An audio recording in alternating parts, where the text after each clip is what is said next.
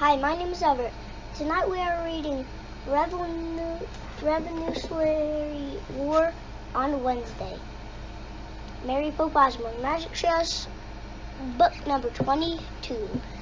In the dark and snowy night, when Jack and Annie and the Magic Chess are whisked back to Clania times, General George Washington is about to lead his army in a sneak attack against their enemy. But now the terrible weather is making the great general question his plan.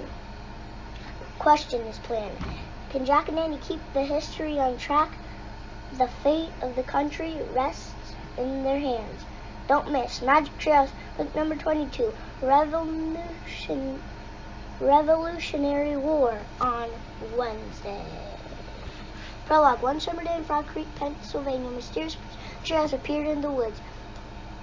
8-year-old Jack and his 7-year-old sister Annie climbed into the treehouse. They found that it was filled with books. Jack and Annie soon discovered that their treehouse was magic. It could take them to the places in the books. All they had to do was point to a picture and wish to go there. Along the way, Jack and Annie discovered that the treehouse belonged to Morgan Le Fay. Morgan is a magical librarian from Camelot, the long-ago kingdom of King Arthur. She travels through time and space, gathering books. In Magic Chess books 5 through 8, Jack and Annie helped free Morgan from a spell. In Magic Treehouse books number 9 through 12, they solve 4 ancient riddles and become master librarians. In books number 13 through 16, Jack and Annie have to save 4 ancient riddles, ancient stories from being lost forever. In Magic Chess books number 17 through 20, Jack and Annie freed a mysterious dog from a spell. In Magic Chess books number 21 through 24, Jack and Annie have a new challenge. They must find 4 special kinds of writing from Morgan's library to help save Camelot. They are about to set off to find the second of these. Chapter 1, Wednesday. Jack, wake up, Annie whispered. Jack opened his eyes. He looked at his clock. It was 6 a.m. Come on, Annie whispered. She was dressed and standing at his bedroom door, already dressed. Now, said Jack. Yeah, it's Wednesday, said Annie. We have to go to the treehouse. Oh man, Wednesday, said Jack. Suddenly, he was wide awake. We have to help save Camelot, said Annie. And I know, said Jack, scrambling out of bed. Meet you out front, said Annie. Jack quickly changed into jeans and a t-shirt. He threw his notebook and pencil into his backpack. Then he slipped downstairs and out the front door. Annie was waiting in the gray early light. All set, she whispered. Yep, said Jack. They took off running across the yard. They ran down their quiet street and into the Frog Creek woods. Soon they came to the Magic Treehouse. They climbed up the rope ladder. In the early light, they saw Morgan's note, the same note they'd found on Sunday. Jack picked up and read aloud. Dear Jack and Annie, Camelot is in trouble. To save the kingdom, please find these 4 special kinds of writing from my library. Something to follow, something to send, something to learn, something to lend. Thank you, Morgan. Annie picked up the piece of paper lying on the floor. It was the list from the famous nurse Clara Barton. They had met on their journey to the Civil War. On Sunday, we found the first special writing, said Annie. Something to follow. Yeah, said Jack. And now we need to find the second, something to lend. He picked up a book near the...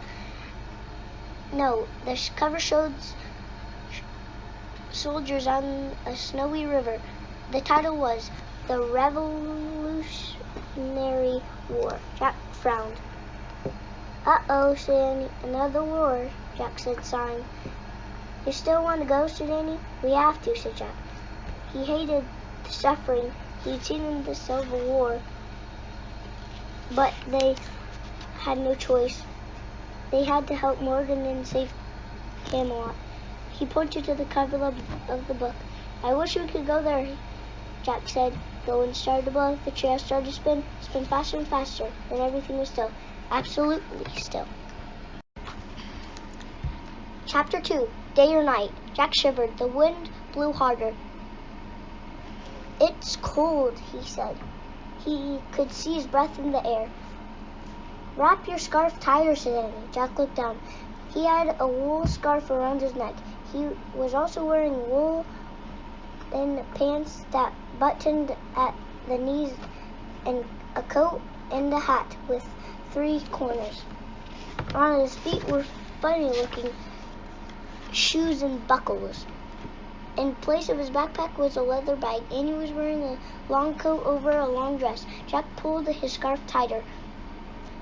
Then he looked out the window with Annie. They landed in a trees near an icy river. The sky was gray and heavy with clouds. It's almost day, or almost night. I can't tell, said Annie. Yeah, I hope it's almost day, said Jack. I wonder where we'll find something to send, said Annie. Jack shrugged. First, we have to find the Revolutionary War, he said. He opened the research book. By the gray light, he read. Over 200 years ago, the United States was made up of 13 colonies, ruled by Britain from 1775 until 1782. American patriots fought for the independence for Britain. This was called the Revolutionary War. Jack took out his notebook. He wrote, American patriots fighting for independence for Britain. Jack turned to the next page. There was a picture of soldiers in red uniforms. He read aloud. During the Revolutionary War, British soldiers wore red uniforms. For this reason, they were called the Redcoats. Jack wrote in his notebook, British Redcoats. Wow, said Annie. Jack looked up from his writing. Annie was holding her hand out the window. A few snowflakes blew into the treehouse. Not much yet, said Jack. Well, we'd better hurry and find the special writing. Well, stop reading and come on, said Annie. She buttoned up her coat and started down the ladder. Okay, said Jack. He packed the research book and his notebook into his bag. Then he followed Annie. When they stepped onto the ground, there were more snow flurries. The sky had grown darker. I'm afraid it's night instead of day, said Jack. Yeah, said Annie, looking around. Hey, look, people! She pointed up the river. In the misty distance was a campfire. Several men sat around the fire. They held muskets. Maybe they can help us, said Annie. She started away, but Jack grabbed her. Wait, I think they're soldiers, he said. They have muskets. Remember the muskets in the Civil War? The guns that the soldiers carried? Oh, yeah, said Annie. They might be redcoats, said Jack. Let's sneak closer and get a better look at their uniforms. Quick, said Annie, before it's too dark to see. Chapter 3, It's Time.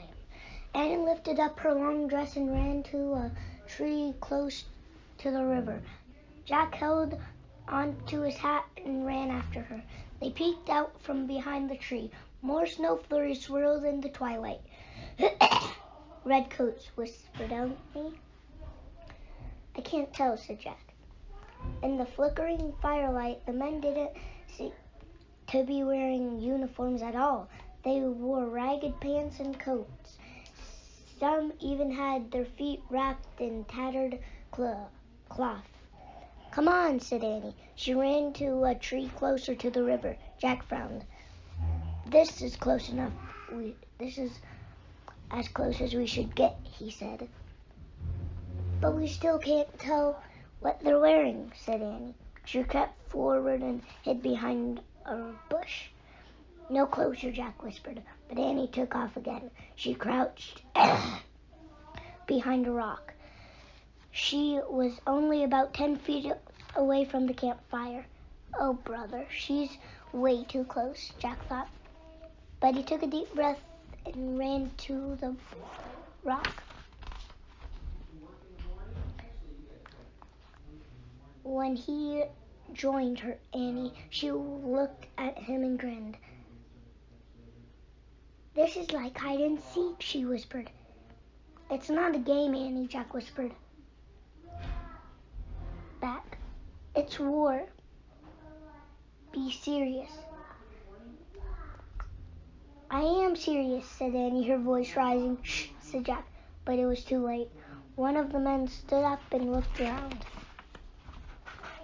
What's the matter, Captain? Another asked. I heard something, said the captain. He held up his musket. Jack stopped breathing. Who's there? The captain shouted. Jack looked at Annie. She shrugged. We're caught, she whispered. Who's there? The captain shouted again. Just two kids, Annie whispered in a small voice. Come out and show yourself, the captain said. Jack and Annie stood up from behind the rock. They both held up their hands. We come in peace, said Annie. In the shadowy twilight, the captain moved toward them. Who are you? He asked. We're Jack and Annie, said Annie. Why were you spying on us? He asked. We weren't spying, said Jack. We just wanted to know if you were redcoats or patriots. Which would you like us to be? The shadowy figure asked. Patriots? Said Jack. We are patriots, said the captain. Thank goodness, said Annie. The captain smiled. Where are you from? He asked. His voice had softened. We're visiting relatives nearby, said Jack. Frog Creek, Pennsylvania, said Annie at the same time. But that's amazing, said the captain. My farm is in Frog Creek.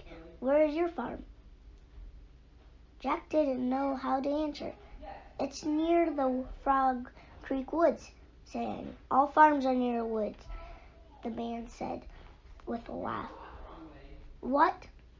Just then someone called up from the river. It's time, Captain.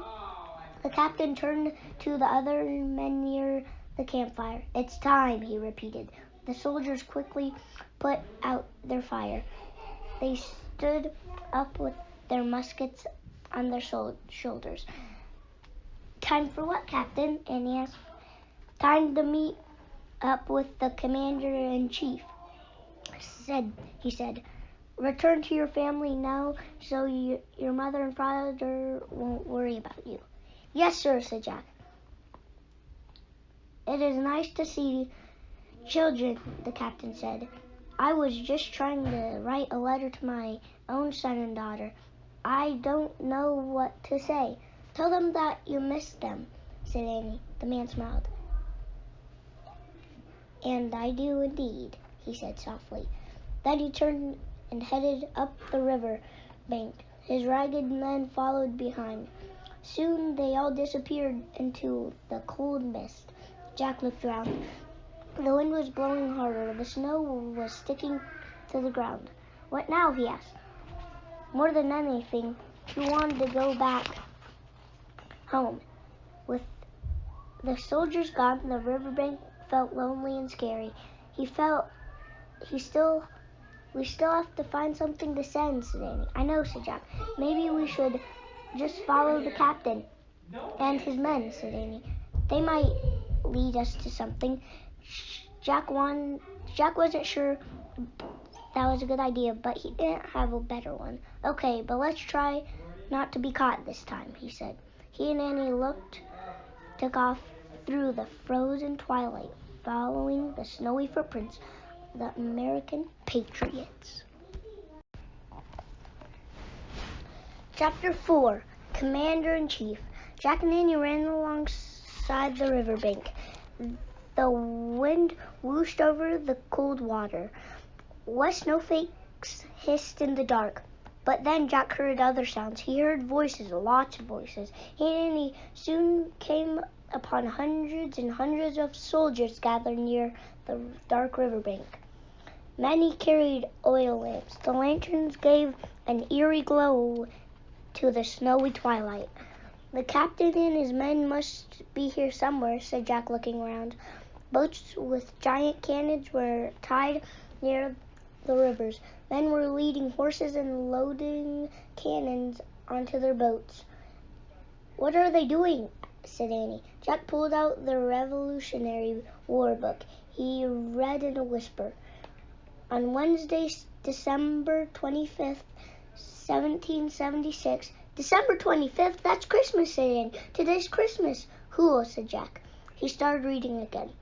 On Wednesday, December 25th, 1776, the Patriots were losing the war. Ragged men were weary and ready to give up. But then something began to happen that would turn the war around. About 2,400 American patriots gathered on the west bank of the Delaware River in Pennsylvania. They prepared to cross the river to go on a secret mission. A secret mission? Said Jack. Oh man. He started to pull out his notebook. Attention, troops! The commander-in-chief, a soldier, shouted. Jack and Annie saw a man in a dark cape and a three-cornered hat riding on a white horse. The commander-in-chief loomed above the crowd of soldiers. His cape flapped in the wind. He sat calm with dignity on the back of the horse. Even at the distance, Jack thought the commander-in-chief looked familiar, very familiar. But he couldn't figure out why. The man shouted above the wind, "But I want you to have courage. You must remember the words of Thomas Paine." The commander-in-chief held up a piece of paper. He read to his men. These are the times that try men's souls. The summer soldier and the sunshine patriots will, in the crisis, shrink from the service of the country, but he that stands at it now deserves the love and thanks of men and women. Wow, that's great, said Annie. Listen to those powerful words. Jack felt his spirits rising too. The harder the conflict, the more glorious the triumphant. The commander-in-chief read on. What we obey to cheap, we esteem too lightly. It is dearness only that gives everything its value. There was a silence, as if everyone were thinking about the words the man had read. The soldiers started cheering and clapping.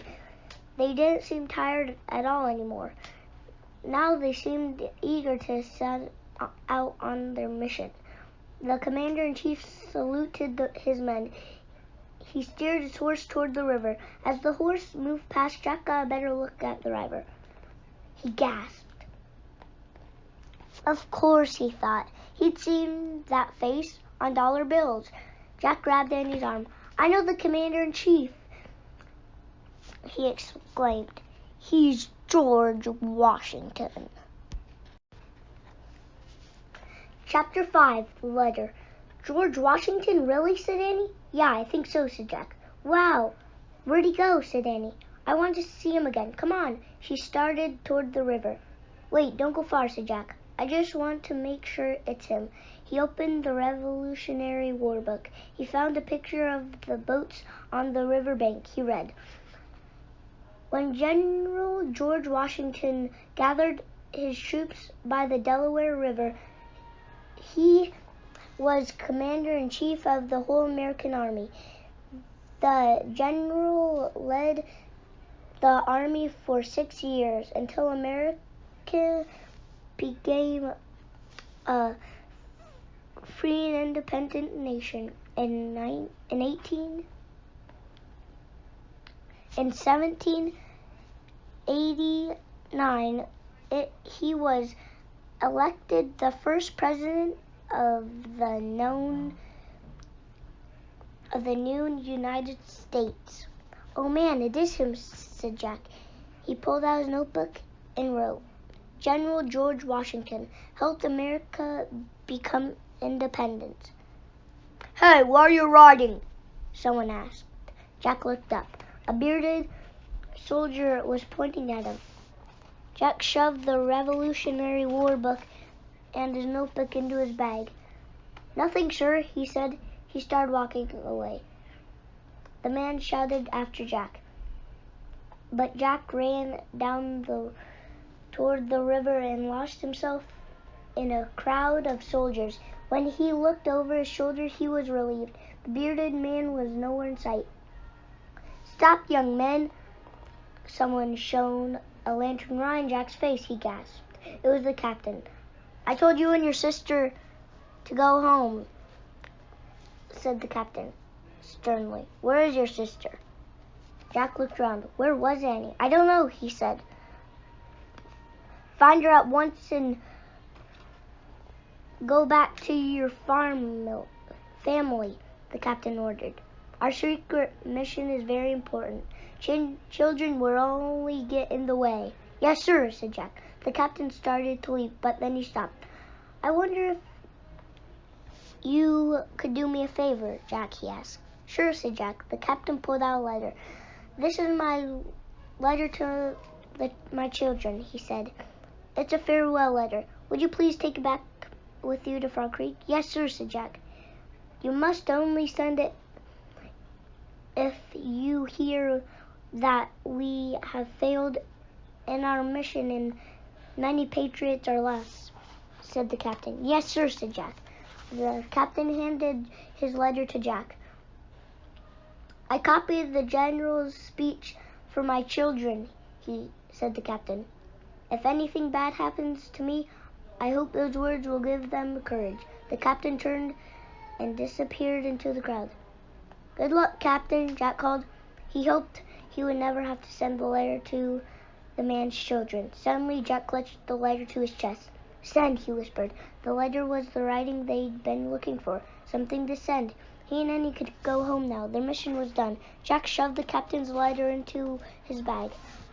Now he just had to find Annie. As he looked around, he shivered. "Where is she?" he muttered. Jack started moving through the crowd, looking for Annie. It was hard to see. The wind was blowing harder. The snow fell faster. Jack started to panic. "Annie!" he called. As he wove quickly in and out of the crowd, he kept calling for her. None of the soldiers looked at him. They were all too busy. Finally, Jack came to the river. Through the lamplit mist, he saw soldiers waiting to get into the boats. Some had already climbed in. "Jack!" came a cry. Jack saw a small figure of a small girl. She was sitting in the back of the biggest boat. "No way," he whispered. He charged down at the boat. He stood at the edge of the water. "What are you doing?" he shouted. "This is George Washington's boat," Annie said. "It's our big chance to spend time with him. We might not get another." Jack looked at the other end of the huge boat. Through the mist and falling snow, he saw the commander-in-chief talking to his crew. "We can't go with him," said Jack. "We'll get in the way of their secret mission. Besides, we have something to send." "What? How?" said Annie. "A letter. The captain gave me his letter," said Jack. "To take back to Frog Creek," said Jack. "We're only supposed to send it if something happens to the captain. We can go home now." "Oh, can't we go a little later?" Annie asked. Jack climbed into the boat to pull her out. No, come on, he said, taking her hand. Suddenly the crew moved to the back of the boat near Jack and Annie. The men grabbed the oars and pushed them away from the shore. We're taking off, said Annie. No, we have to get back, Jack shouted to the rowers. But the men were working too hard to pay attention. They were using their oars to hack up the ice at the edge of the river. Excuse me, Jack called in a loud voice. Just then the boat jerked forward. Jack nearly lost his balance. The boat broke through more ice. Rough waves sloshed against the sides. We have to go back, said Jack. Too late, said Annie. They were heading across the Delaware River. Chapter 6. Crossing the Delaware. The huge boat rocked in the water. Giant chunks of ice smashed against its sides. Thanks a lot, Annie, Jack whispered. He shivered in the snowy cold. We're not supposed to go on their secret mission with them. It's okay, whispered Annie. Maybe we can help George Washington. Are you nuts? Jack whispered. We should be on our way home now. The boat hit a piece of ice. The boat bounced, then dipped into the river. Jack clung to the wooden sides. He hoped they wouldn't turn over.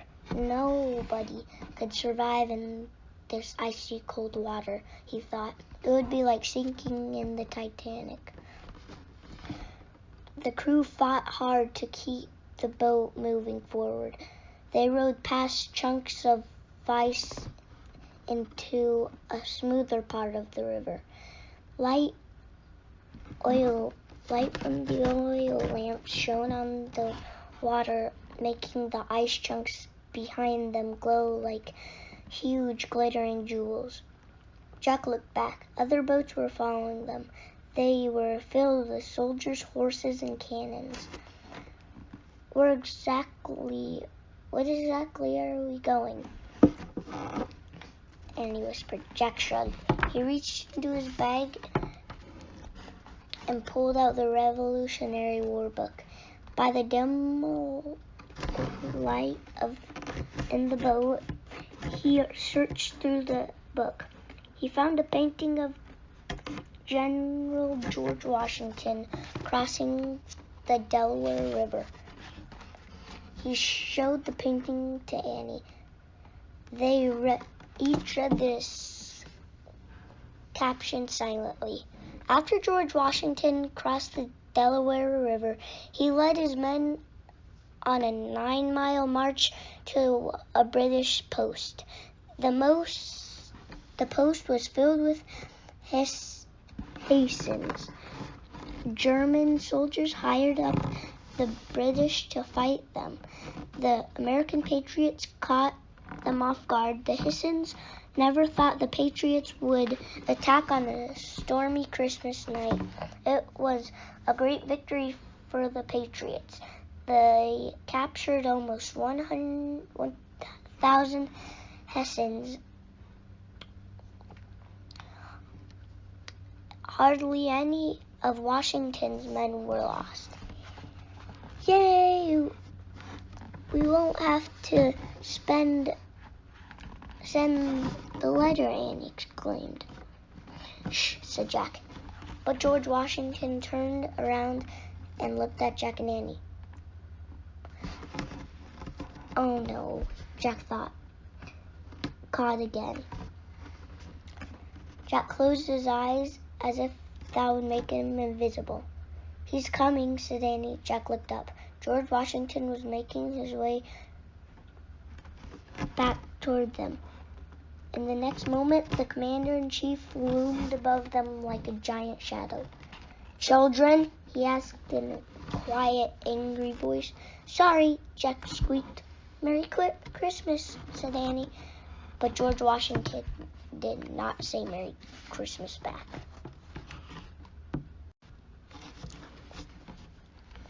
Chapter 7, Spies. What are you doing here? George Washington asked. The commander-in-chief sounded fierce. "We made a mistake," said Jack. We didn't mean to come on the boat." George Washington turned to the rowers.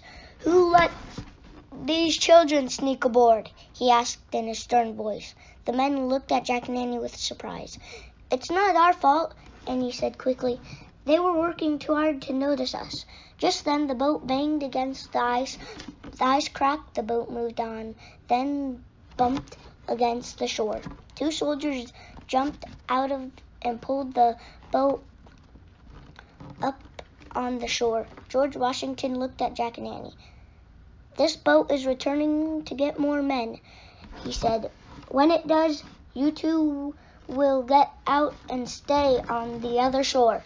"Yes, sir," said Jack. He felt very embarrassed. George Washington then gave orders to the rowers. "Make sure these children do not board any other boats when they return," he said. The general stepped onto the riverbank. The wind started to pick up. The snow fell harder as the crew unloaded the boat. Neither Jack nor Annie spoke. Jack was miserable. They had caused trouble for George Washington just when the general was trying to make America an independent nation. Jack desperately wished he and Annie had gone home earlier. They watched more and more boats land on the riverbank. As the soldiers unloaded their weapons and horses, a freezing rain began. Now rain, snow, and sleet fell together. Jack heard George Washington call to one of his men. "The storm's getting worse, Major," the general said. "Yes, sir," said the major. I think we're in for a blizzard," said Washington. "Yes, sir. Our mission may be hopeless, sir," said the major. "Should we call it off?" "No, you shouldn't," Jack whispered. "You're going to win." "Should we turn back, sir?" the major said. No, said Annie. She stood up. The boat rocked. "Don't turn back, George Washington, sir," she shouted. "You have to march on, sir. You have to attack the Hessians." "Shh!" Jack tried to pull Annie back in the boat.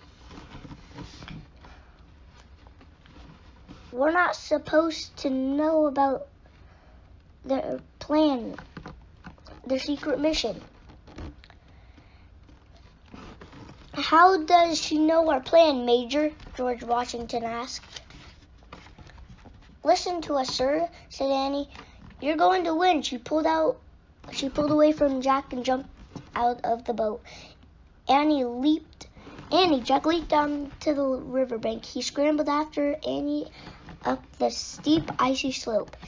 "You have to lead your men, General George Washington, sir," said Annie. "The Hessians will be surprised. They think no army will be marching on a night like this."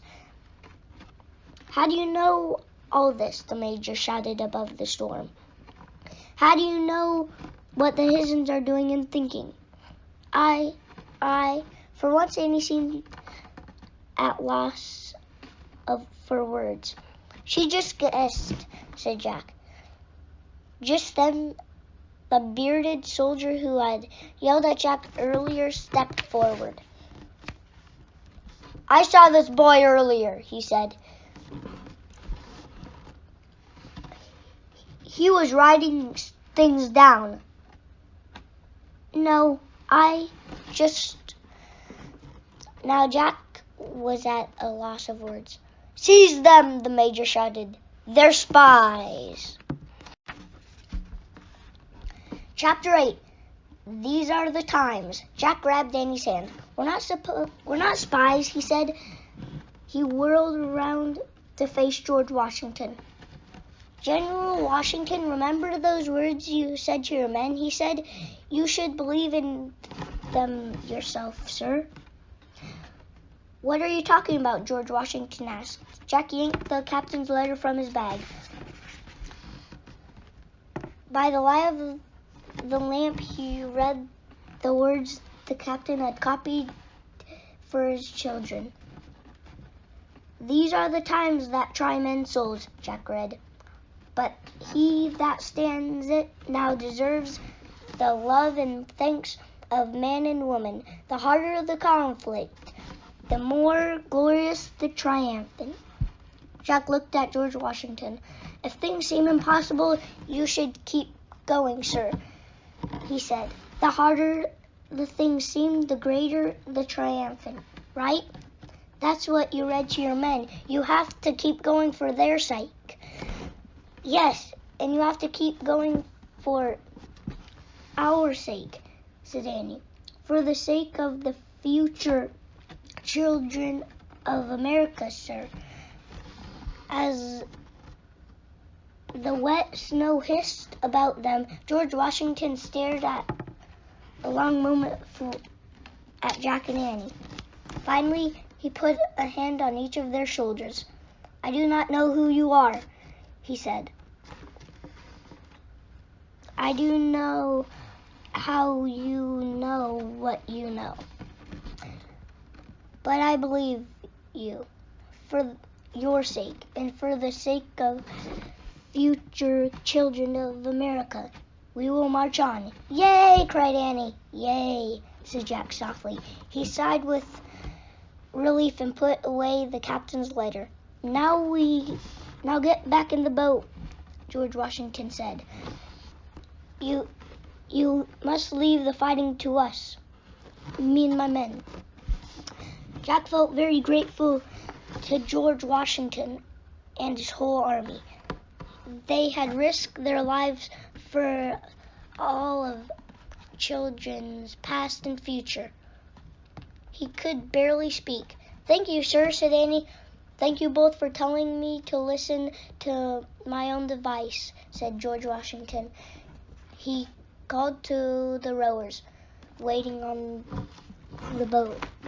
Take good care of these two. George Washington climbed onto his horse. He looked down at Jack and Annie. Merry Christmas, he said. Then the commander-in-chief rode away into the stormy darkness. Chapter 9, Flash. All aboard, one of the rowers called. Jack and Annie hurried down the steep riverbank. They climbed back into the rowboat. The crew pushed away from the shore. The boat started back through the icy, churning waters of the Delaware River.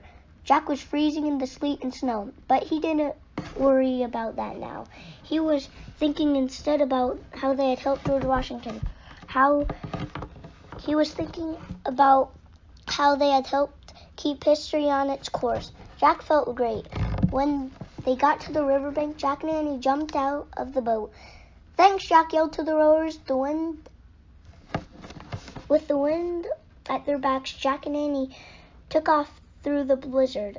They ran down the icy bank of the Delaware River. Thunder rumbled in the snowy sky. Lightning zigzagged over the woods. How will we find the treehouse? Cried Annie. I don't know, said Jack. But don't worry, we'll find it. He felt very confident now. After meeting George Washington, after being thanked by George Washington, he and Annie ran on through the wind and snow and sleet. They ran along the riverbank until a bright flash of lightning lit up the sky. Then Jack saw it. The treehouse was directly to their left, high in a tall tree, covered with snow. Over there, he shouted. He and Annie ran toward the edge of the woods. In the dark, Jack looked up, searching for the treehouse. Lightning lit the woods again. Jack saw the rope ladder flapping wildly in the wind. He grabbed it. Annie, he called. Here, she said. Let's go, he said. They climbed up the swaying ladder and scrambled into the treehouse. They were soaking wet and covered with slush and snow. Annie grabbed the Pennsylvania book. I wish we could go there, she said. The wind blew even harder. The treehouse started to spin. It spun faster and faster. Then everything was still. Absolutely still.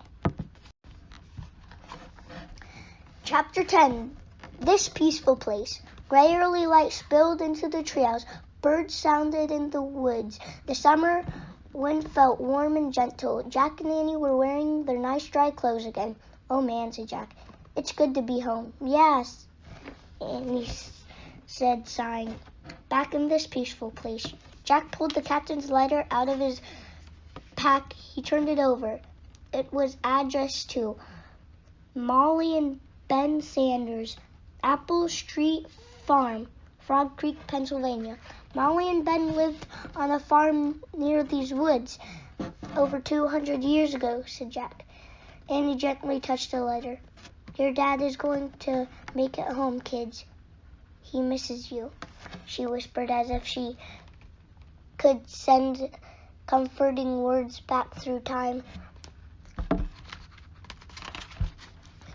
Jack carefully placed the special writing from the Revolutionary War next to the writing from the Civil War. Look, said Annie. She picked up a note lying on the corner. It said simply, come back on Tuesday. Another message from Morgan, said Annie. Jack smiled. He pulled on his pack. See you Tuesday, Treehouse, he said. He started down the rope ladder. Annie followed. In the early daylight, they ran through the Frog Creek woods. Then they ran down the street. They climbed onto their porch and rested against the railing. They looked out at the dawn sky. Jack remembered the whoosh of the cold wind on the Delaware River. He remembered the hiss of the wet snow and the slosh of the icy waves. He remembered George Washington reading to his men. The harder the conflict, the more glorious the triumphant, Jack whispered. Those words are true, said Annie. It was a hard conflict, and I feel kind of glorious right now. Don't you? Jack laughed. Definitely, he said. Then he and Annie slipped into their peaceful, quiet house.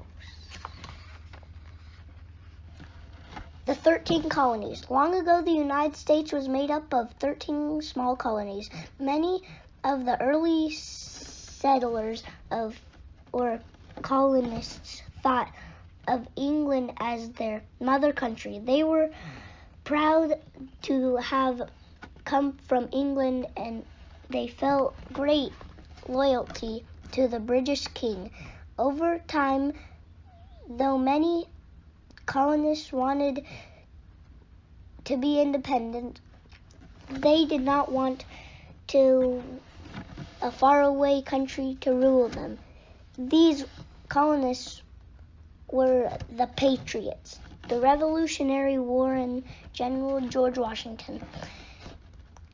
In the spring of 1775, fighting broke out between the Patriots and the British in Lexington in Concord, Massachusetts. That summer, a group of American patriots met in Philadelphia and began to organize an army to fight the British. They made George Washington the commander-in-chief. After the Patriots won independence over 8 years later, Washington resigned as commander-in-chief. He returned to the life of a gentleman farmer in his plantation in Mount Vernon, Virginia. 6 years later, in 1789, George Washington was elected the first president of the United States. Thomas Paine, at the beginning of the Revolutionary War, some colonists did not want to break away from England. These people were called Tories. Next time I'm going to be reading Magic Tree House, book number 23, Twister on Tuesday, Mary Pope Osborne. Twister on Tuesday, made on March 2001. So, see you next time.